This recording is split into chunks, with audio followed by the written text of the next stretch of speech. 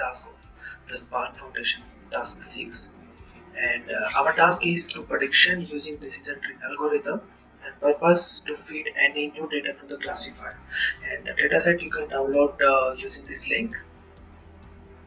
And so in the first line of this code, we are going to import all the basic library like pandas, numpy, and zwo.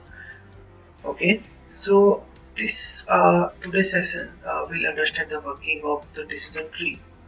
And let me tell you, like the decision tree algorithm is the supervised learning, and the purpose of create the decision tree classifier is uh, to feed the new data in the classifier and protect the right class accordingly. Okay, and actually in this task, our goal to using the decision tree to create a training model uh, where you can predict the classes and value of the target variable by simple learning rules. Okay.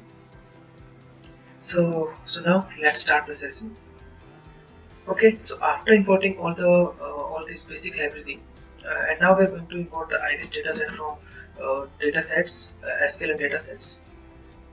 So this is our data frame, and using .head you can print the display of first 5 rows, and the next one using .def for the last 5 rows. And this is the target. This is a array of your iris dataset.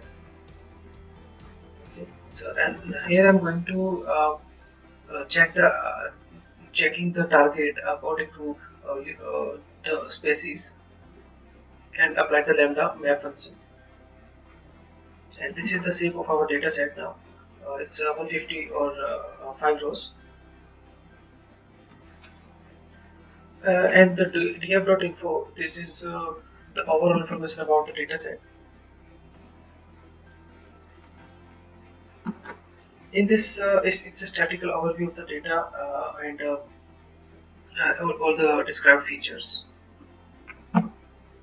Okay, and here you can check like where the petal width minimum value 0.1, like it's a petal one width is 0.1 and the 2.5, where the maximum is 2.5 and the 0.1 is the minimum. And similarly, length is equal to minimum is 1 and the maximum is 6.9. In the next cell, now actually we are going to check the null values, and so this is data is very clean and there's not any null values. So this is our pre-processing and data visualization. First, we are going to uh, display the bare plot for gain some insights of the dataset. Okay. Similarly, in this cell, we are going to compare with various feature and relationship between columns. And here you can see here Setosa, I mean it's having the blue color, and where like iris Setosa can easily be identified, whereas the iris versicolor and the virginix are overlapping, and every graph you can see clearly. In the next cell, this is our correlation between the variable. Here petal length and the petal width having the highest positive correlation, and is the petal length and the petal width.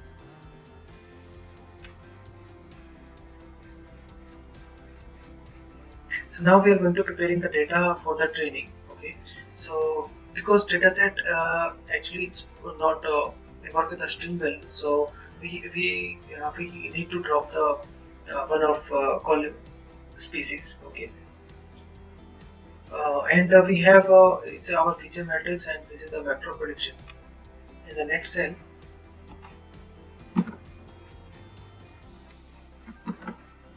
this is the library for label encoding. Okay, so this is our species. So now we have it. So this is the separating into the train and test, and this is the shape of the after splitting the data frame. This is the training the model. Okay, using sklearn tree because it's a decision tree classifier, so we need to import first. Okay, so this is the sklearn tree library. Okay, so now we have fit using the external and the byte tree, and this is our prediction value, and this is our actual value, and this is the between the actual and the prediction value. Okay, so this is our confusion matrix.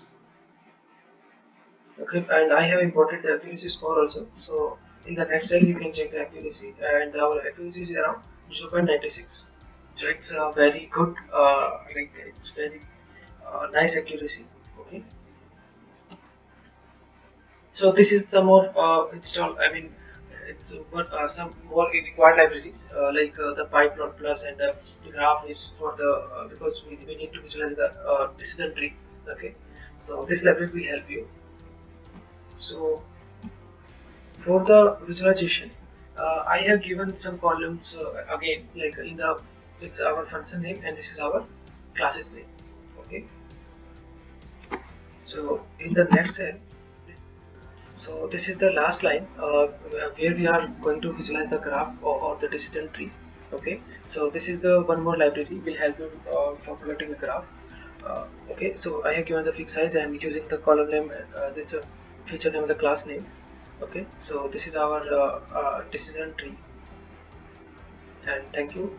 So we have completed one more task today, and hope you really liked it. And if anyone have the question, please ask and let me know if any task or any questions for me. Okay, please comment below on this video. Thank you so much.